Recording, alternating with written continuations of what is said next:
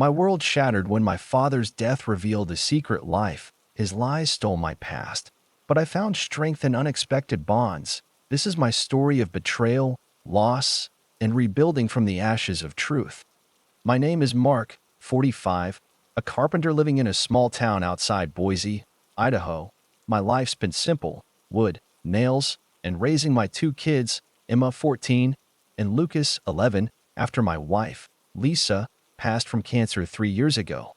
It's been me and them against the world, piecing together a life from the splinters she left behind. I'm not one for drama. I like things steady, predictable, but last year, my father's death blew everything I thought I knew to pieces. Dad was a quiet man, a mechanic who worked long hours and kept to himself. Growing up, it was just me, him, and Mom in our creaky old house. Mom died when I was 20, and Dad never remarried, or so I thought. He wasn't the warmest guy, but he was there. Taught me how to swing a hammer, fix a carburetor. I figured I knew him, you know?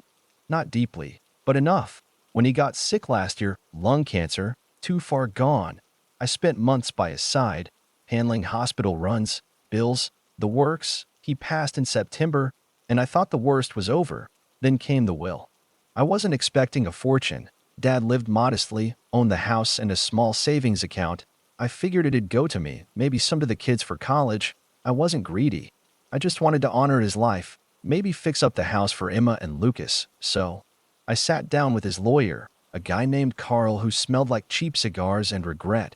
He slid the will across the table, and I swear, the room tilted.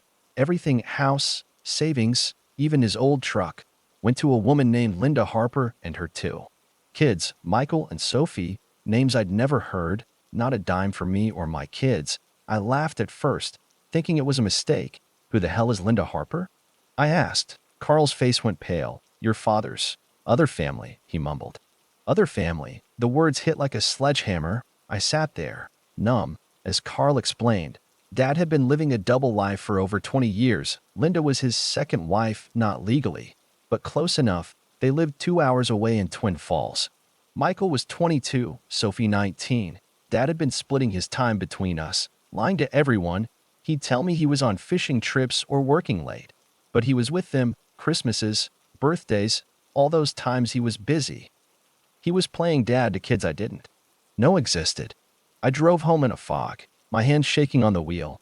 How do you process that? My whole life, I thought I was his only son. Every memory, him teaching me to fish, patching up my skinned knees, felt tainted. Was it all a lie? I got home, poured a whiskey, and stared at the kids' photos on the fridge. Emma's smile, Lucas's goofy grin. They'd lost their mom, and now their grandpa was a stranger. I couldn't tell them yet. I didn't know how. The next week was a blur. I kept replaying my life, looking for clues. There were signs, I guess. Weekends he'd vanish, vague excuses, but I never questioned him. Why would I? He was my dad. I started digging, found Linda's address online. Part of me wanted to storm over there, demand answers, but what would I even say? Hey, you stole my dad? I felt cheated, not just of money but of truth. My kids deserved better. I deserved better. But the more I thought about it, the more I wondered about Michael and Sophie. Did they know about me? Were they hurting too? I wasn't sure what I'd do next, but I knew I couldn't let this lie buried with him. After learning about Dad's other family, I couldn't think straight. My life felt like a house I'd built on sand. Everything I thought was solid just crumbled. I'd look at Emma and Lucas, playing in the living room, and feel this ache. They didn't know their grandpa was a liar, that he'd split his love between us and strangers, though it wasn't just about money. It was about trust, and he'd shattered it. I kept Linda's address on a post-it, stuck to my fridge like a challenge. Part of me wanted to ignore it, to pretend none of this existed, but I couldn't. I needed answers. So one Saturday, I made up my mind. I told Emma and Lucas I was heading out to check on a job, kissed their heads, and got in my truck. The tower drive to Twin Falls was torture. No radio, just me and my thoughts, circling like vultures. What was I even doing? Was I going to yell at Linda? Demand she give me Dad's stuff? I didn't know. I just knew I had to see her, to understand how Dad pulled this off for 20 years. I pulled up to a small, weathered house, white paint chipping, a rusty basketball hoop out front. It looked like the kind of place I'd fix up for a client. My hand shook as I parked. I sat there for 15 minutes, staring at the front door, heart pounding. What if she slammed it in my face? What if she didn't know about me either? Finally, I forced myself out of the truck and knocked. The door opened, and there she was, Linda, mid-50s, short brown hair, eyes tired but kind. She froze, then whispered, "Mark." My name in her mouth felt wrong, like she'd stolen it. "You know who I am?" I asked, voice rougher than I meant. She nodded, stepping back. "Come in." The house smelled like coffee and fresh laundry, and it was full of Dad, his old jacket on a chair, a toolbox by the door, photos of him with two kids, Michael and Sophie, grinning at picnics, graduations. My stomach twisted. This was his other life, as real as mine. We sat at her kitchen table, a scratched-up oak thing that reminded me of home. Linda's hands fidgeted with a mug. "I didn't know about you for years," she said, voice low. "He told me he was divorced, no kids. I found a picture of you in his wallet when Sophie was 15. That's when I learned the truth." She looked down, ashamed. I wanted to leave him, but I stayed, for the kids. I wanted to be angry, but her eyes, red, weary, told me she was trapped in his lies too. She said Michael and Sophie, now 22 and 19, only learned about me after Dad died. "They're at college," she said. "They're good kids. Mark, they didn't know." I nodded, throat tight. I asked if I could meet them. She hesitated, then said they'd be home next weekend. "They're hurt too," she added. "They thought they were his only family." I left feeling raw, like I'd been sanded down. Linda wasn't the villain I'd imagined. She was another victim of Dad's double life. Driving home, I kept seeing those photos, Dad's smile with them. It hurt. But I also wondered about Michael and Sophie. Did they feel cheated like I did? I didn't know if I was ready to meet them, but I knew I'd go back. When I got home, Emma asked why I seemed off. I mumbled something about a tough day, but the truth was heavier. I'd have to tell them soon about their grandpa, about the family he hid. The week after meeting Linda, I was a mess. I'd go through the motions, cutting lumber, dropping the kids at school, but my head was stuck in Twin Falls. Those photos of Dad with Michael and Sophie haunted me. Him laughing, tossing a football, being the father I thought was mine alone. It wasn't just the will that stung. It was the life he gave them, the one he hid from me. I kept wondering what Michael and Sophie were like. Did they have his stubborn streak? His crooked smile? Were they as angry as I was? Or did they think I was some intruder? I still hadn't told Emma and Lucas. Every time I looked at them, Emma sketching in her notebook, Lucas building Lego towers. I chickened out. They'd already lost their mom, Lisa, to cancer. Now I had to tell them their grandpa wasn't who they thought. I kept imagining Emma's face, her quiet way of processing pain, or Lucas asking questions I couldn't answer. How do you explain a betrayal this big to kids? I decided to wait until after I met my half-siblings. Maybe I'd have something real to tell them then, not just a wound. Linda had said Michael and Sophie would be home the next weekend. I spent days debating whether to go back. Part of me wanted to forget it, to focus on my kids and my work, but another part, the part that couldn't sleep, that kept checking that post-it with Linda's address, needed to see this through. I wasn't sure if I wanted closure or confrontation, maybe both. I called Linda on Thursday, my voice shaky. She said the kids wanted to meet me, but they were nervous. They're trying to make sense of it too, she said. That stuck with me. They were victims, same as me. Saturday morning, I told Emma and Lucas I'd be gone for the day again. Emma raised an eyebrow. She's too sharp for her own good. But didn't push. I drove to Twin Falls, my stomach in knots. I kept rehearsing what to say. "Hi, I'm your brother. Why'd Dad choose you?" Nothing felt right. When I pulled up to Linda's house, 2 cars were in the driveway. My heart pounded. This was it. Linda let me in. Same coffee and laundry smell. 2 people sat in the living room. Michael, 22, had Dad's broad shoulders and dark eyes, but his posture was tense, like he was bracing for a fight. Sophie, 19, looked softer, her blonde hair tied back, but her fingers twisted a bracelet nervously. They both stared at me, and I felt like I was under a spotlight. "Hey," I said, voice cracking. "I'm Mark." Michael nodded, barely. Sophie gave a small wave. It was awkward as hell. Linda broke the silence, offering coffee. I took it this time, just to have something to hold. We sat, and I started, clumsy, I didn't know about you guys until the will. I'm still processing. Michael's jaw tightened. We didn't know about you either, he said. Not until he was gone. His voice had an edge, but not at me. Sophie chimed in, quieter. We thought we were his only family. It's messed up. We talked for hours. They grew up thinking Dad was a traveling mechanic, gone for work half the time. He'd show up for their birthdays, school events, but always had excuses for long absences. They had no clue he was with me. Emma and Lucas in Boise. Sophie teared up, saying she felt stupid for believing him. Michael was angrier, said he'd trusted Dad completely. I got it. I'd trusted him too. We swapped stories. Dad teaching me to fish, them to ride bikes. It was eerie how he'd split himself between us, leaving us both half a father. By the end, I didn't hate them. They were as lost as I was. We weren't family. Not yet.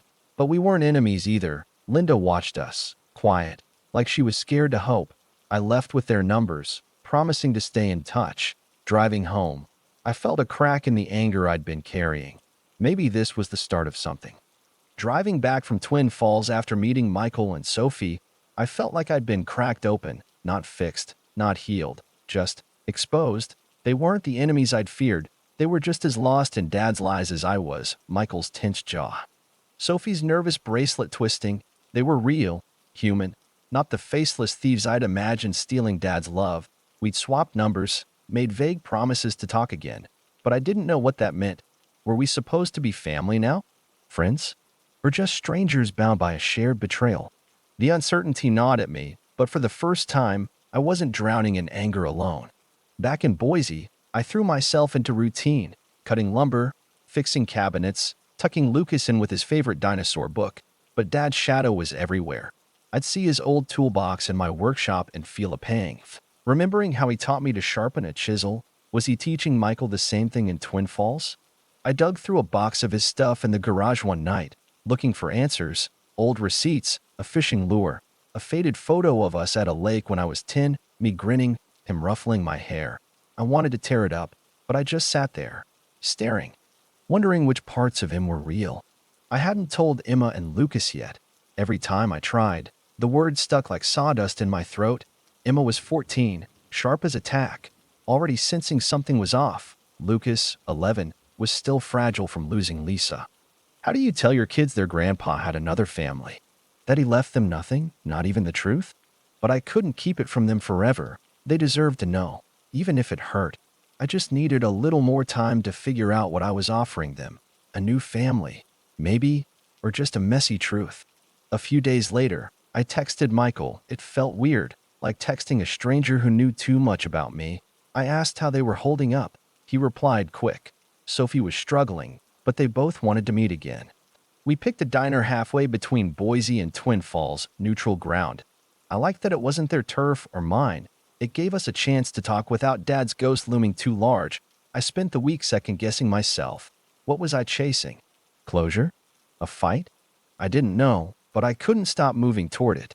The diner meetup was easier than the first. Michael showed up in a flannel that could have been Dad's, which hit me hard. Sophie was quieter, sipping coffee, but she smiled when I mentioned Lucas's Lego obsession. We talked about normal stuff. Michael's engineering classes, Sophie's nursing dreams, my carpentry jobs. I showed them a photo of Emma and Lucas on my phone, and it felt like a small surrender, letting them into my world. They asked about Lisa, how I was raising the kids alone. I kept it. Brief cancer took her 3 years ago, and we're doing our best. They nodded, like they got it.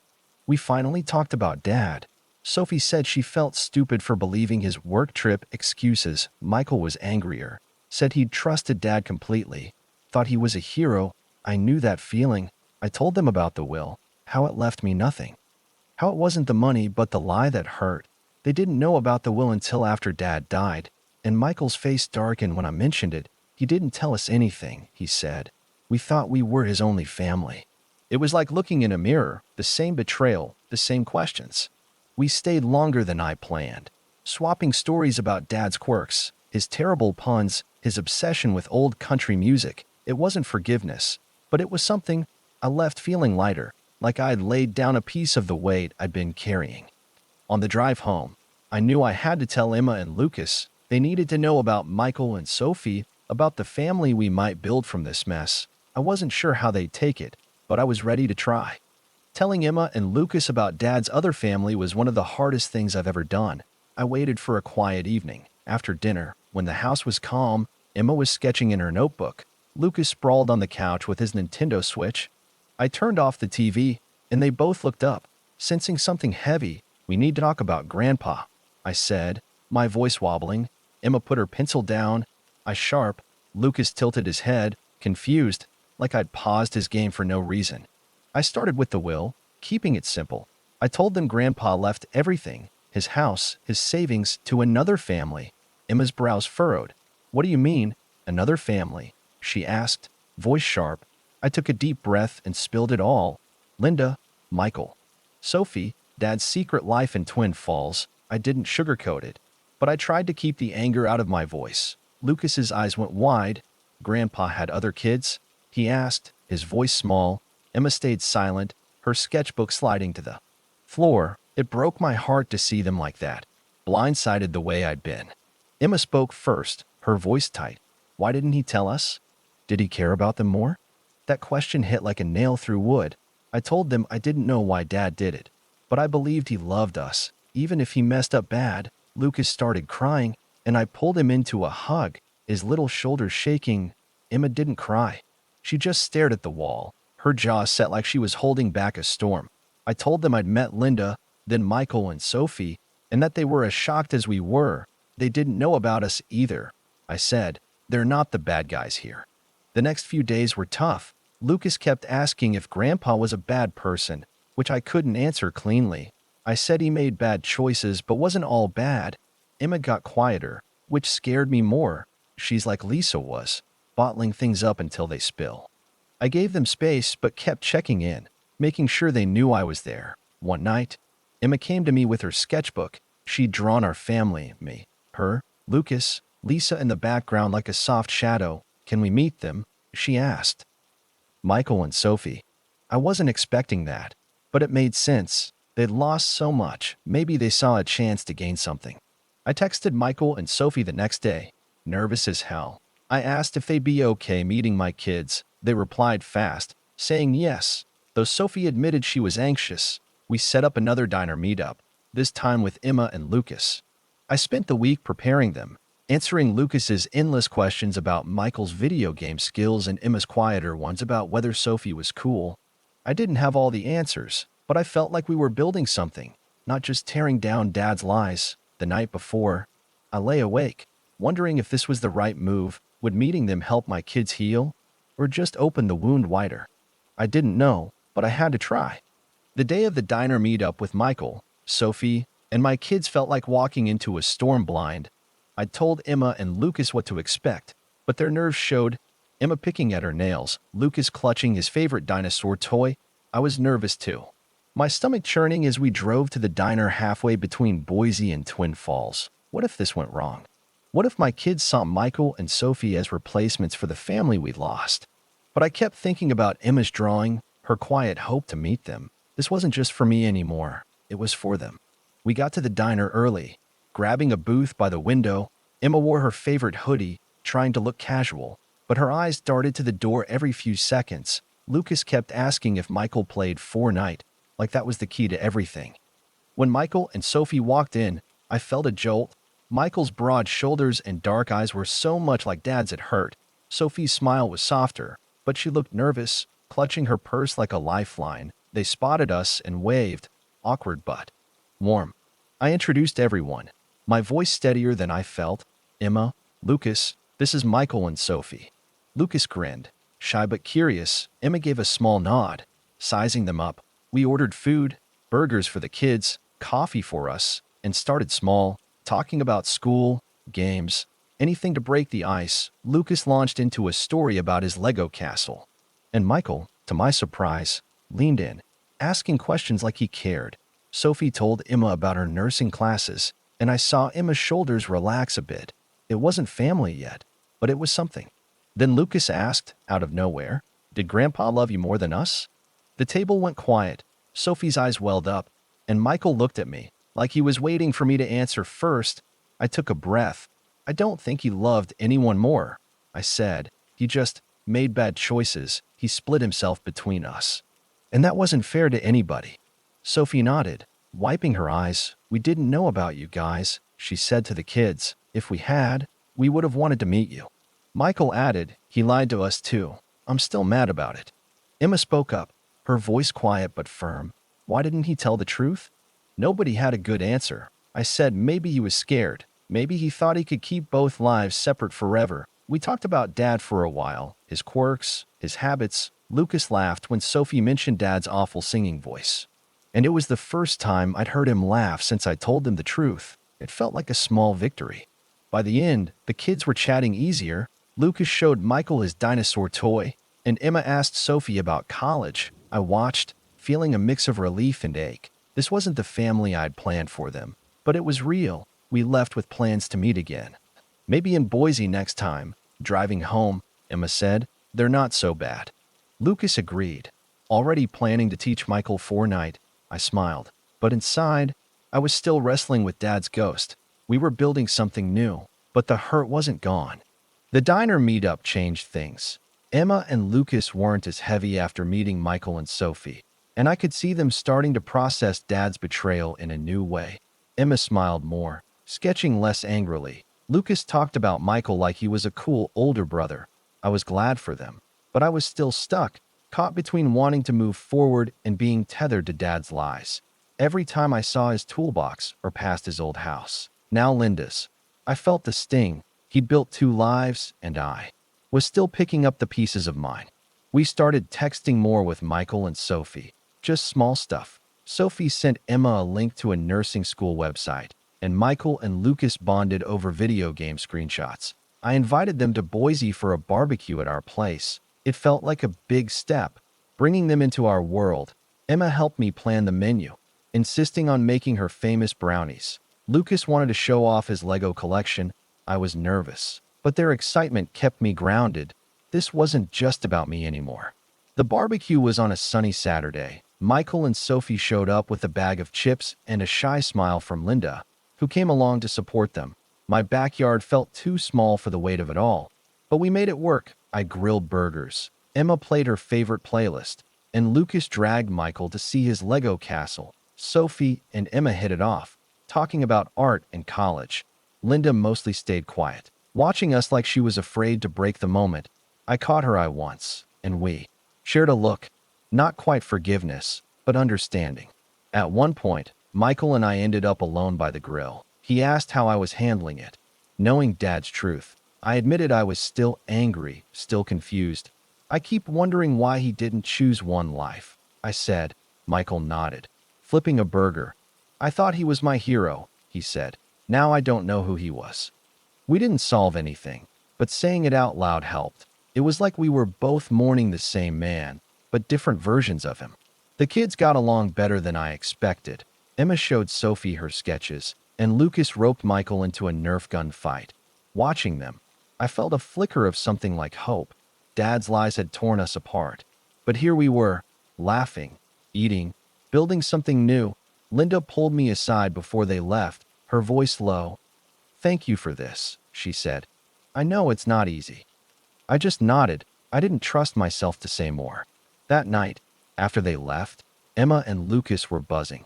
Can they come back? Lucas asked. Emma added. Sophie's cool. I like her. I said we'd make it happen. Lying in bed later, I thought about Dad. I was still mad, but the anger was quieter now.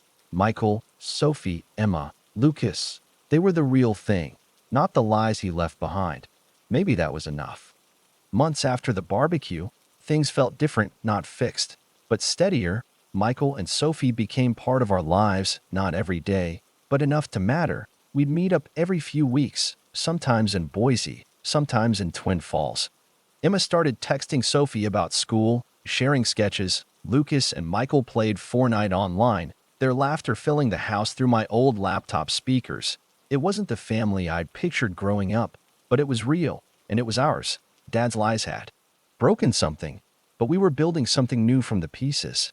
I still thought about him, though, not just the betrayal, but the good moments, teaching me to fish, fixing my bike. I stopped looking for answers in his old stuff and started focusing on what I could control. I took Emma and Lucas to Lisa's grave one Sunday. Something we hadn't done in a while. We sat there, talking about her, about Dad, about Michael and Sophie. Emma said she felt like Lisa would have liked them. Lucas just nodded, holding my hand.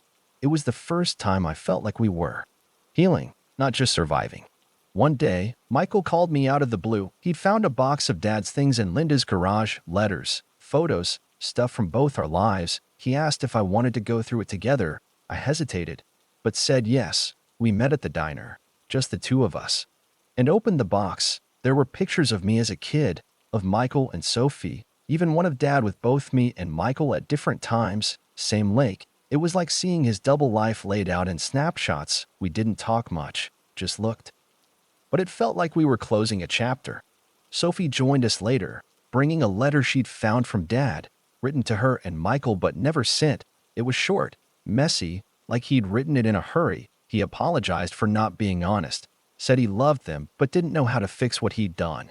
There was no letter for me, but I didn't need one. The apology wasn't enough. It didn't erase the years of lies, but it was something. Michael folded it up, said he'd keep it. I think it helped him let go a little. By spring, we'd settled into a rhythm. Michael came to Emma's art show, cheering louder than me when she won a ribbon.